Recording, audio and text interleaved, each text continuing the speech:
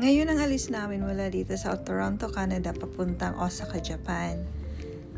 4 in the morning pa lang, nasa biyahe na kami. Nakarating naman kami ng airport before 6 in the morning. Sasakay nga pala kami ng Delta Air na may connecting flight sa Detroit. Hindi naman masyadong busy sa airport, siguro dahil masyado pa namang maaga. Tara, hanapin na natin yung check-in counter. Boarding na kami guys, medyo kinakabahan pero excited. Umalis kami ng Toronto ng mga 10:05, tapos dumating kami ng Detroit ng mga 11:25. Ayan, hanapin na natin yung gate para sa ating next flight. Yun yung flight namin papunta ng Haneda Airport sa Tokyo. Medyo mahaba-habang lakaran to, pero practice na to kasi pagdating natin ng Japan, balita ko kasi everyday minimum 20,000 steps ka daw dun eh. In fairness naman, ang ganda ng mga pailaw. Papalit-palit pa siya ng kulay. Maaga pa nga nung narating namin yung gate, kaya nag-decide ako na mag-ikot-ikot na lang muna para i-check kung anong meron dito. Ayun, may tram na dumaan. Ganda ng kulay.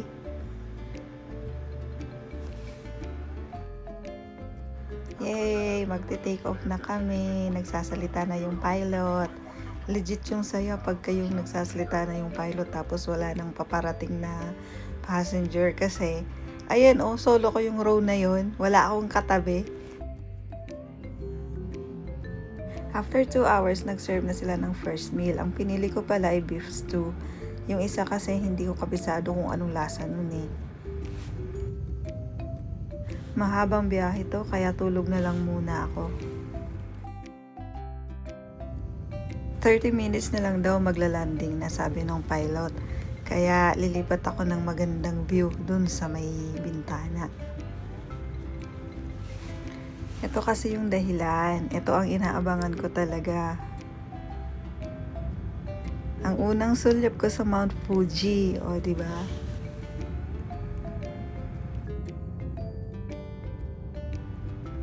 Malapit na kami mag-touchdown sa Tokyo Haneda Airport after 13 hours and 40 minutes. Grabe no, ang haba ng biyahe.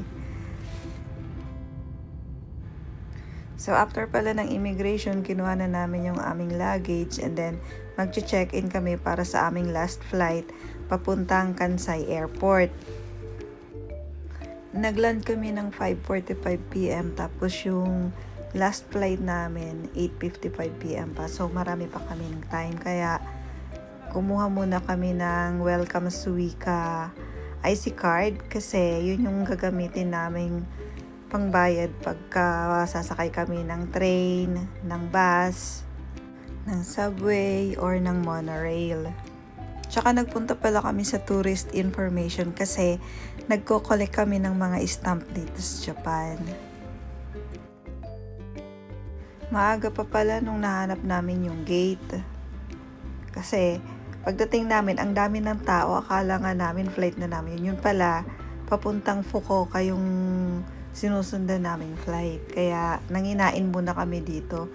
Unang vending machine namin to eh. Kaya na-amaze kami, ang daming choices. Buti na lang nakapag-withdraw na kami ng cash.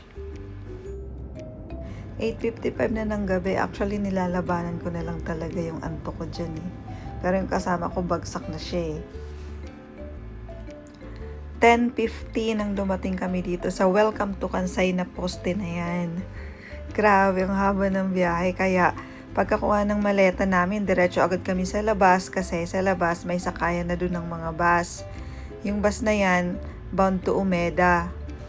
Dun kasi yung accommodation namin sa Umeda kasi parang siya centralized yun. Tapos, andun ang Shin Osaka Station. Kung pupunta ka ng mga karatig bayan, maganda kung doon ka mag-i-stay. Sa akin lang yun Yung bus hanggang Umeda lang yon. So maglalakad pa kami ng 30 minutes papuntang hotel. Kaya nagtaxi na lang kami para mga 6 minutes lang nandun na kami. Anyway, yung binayaran namin dyan mura lang naman.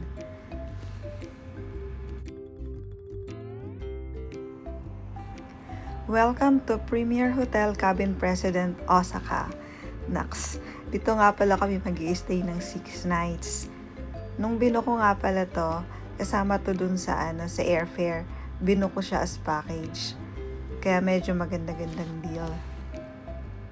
Yung expenses nga pala namin mula sa airfare, accommodation, hanggang sa nakarating kami dito sa hotel, nasa dulo nitong video. At dahil nandito na tayo, mabilis ang room tour muna. So pagbukas mo, ang una mo makikita dyan yung safety deposit. Tapos may hangeran din doon ng mga coat. Ito nga pala yung CR. Meron na silang provided dyan na shampoo, body wash, tsaka conditioner. Meron din silang mga towel, tsaka yung iba pang mga amenities like toothbrush, razor, suklay, at tsaka yung maliit na face towel para panghilod. Tsaka meron din nga pala silang hair dryer. Yung binook nga pala namin ay Premier Queen Room na may lounge access. Merong provided na 2 sets ng pajama, merong TV, tapos merong coffee maker, may provided din na tubig, tsaka may maliit na fridge. Ayan yung kettle, may telepono.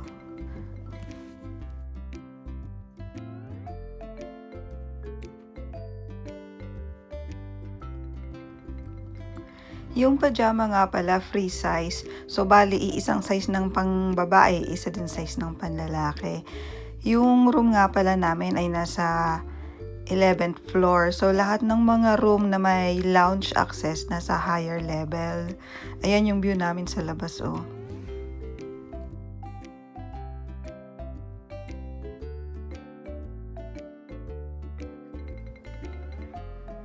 Check natin kung anong laman ng fridge.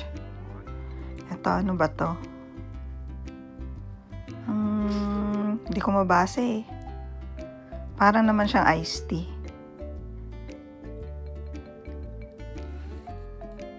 Yung lounge access nga pala ay mula 4 p.m. hanggang 9 p.m. lang yon. Tara, punta tayo sa lounge. Teka, ano ba to? Andito pala yung laundry nila. Pasok tayo. Makiusyoso muna tayo. Pagpasok, kita mo agad yung dalawang microwave. Tapos, eto may laundry basket.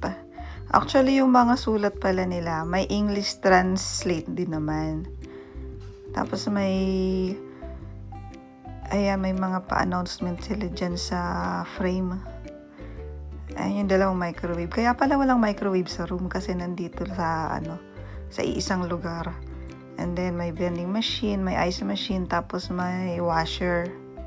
Yung washer pala nila at saka dryer, iisang machine yun. Andito na nga tayo sa lounge. Sabi ni Kuya, pili na lang daw tayo ng table. Tara, hanap tayo. In fairness, ang syala ng lugar. Para kami yung taga-bundok na lumuwas ng syudad. Ang syala. And actually, maraming choices guys yan eh. Pero ngayon, konti lang binivideohan ko kasi nahihiya ako. Ayan, magpakalasing kayo hanggat gusto nyo kasi libre yan hanggang 9 p.m. Tapos yung fridge na yun, marami pang beer doon. Ito nga pala yung lobby ng hotel. Tapos ayan yung mga ratings nila sa booking.com, Agoda. Di ba ang taas ng ratings nila? Tapos ayan yung kanilang amenity bar. So maliban dun sa sa room nyo, pwede kayong manguha dyan, unlimited dyan. Pero nakakaya naman syempre kung dadamihan mo ng kuha. Kaya pa simple-simple lang kuha namin dyan. Kasi yung next na hotel, di namin alam yung mga amenities dun. Kaya nagsisave kami para sa susunod. Ang syala ng lobby, diba? Nga pala dyan sa harap ng hotel, meron dyan 24 hours supermarket. Paglabas mo naman ng hotel, sa left side, may 7-Eleven. Yung hotel nga pala is conveniently located next to Minami Morimachi Metro Station.